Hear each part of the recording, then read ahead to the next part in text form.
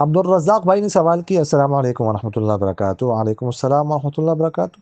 ایک مسئلہ درپیش ہے کہ ایک آدمی کے پاس 1 تولہ سونا کچھ چاندی موجود ہے، لیکن نقدی اس کے پاس موجود نہیں۔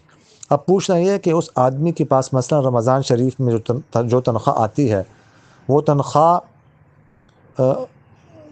گھریلو ضروریات کی ہے، وہ تنخواہ بھی اس نصاب میں شامل ہو جائے گی یا علیحدہ زائد پیسے ہونا ضروری ہے تنخواہ کے علاوہ؟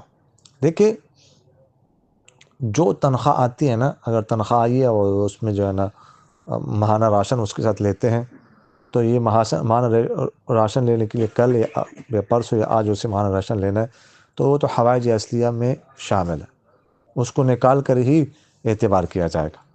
باقی 1 تولہ اگر سونا ہو اور کچھ اس کے ساتھ چاندی بھی موجود ہو، تو یہ جو 52.5 تولے چاندی کی قیمت ہے اس نصاب تک اس کی قیمت پہنچتی ہے۔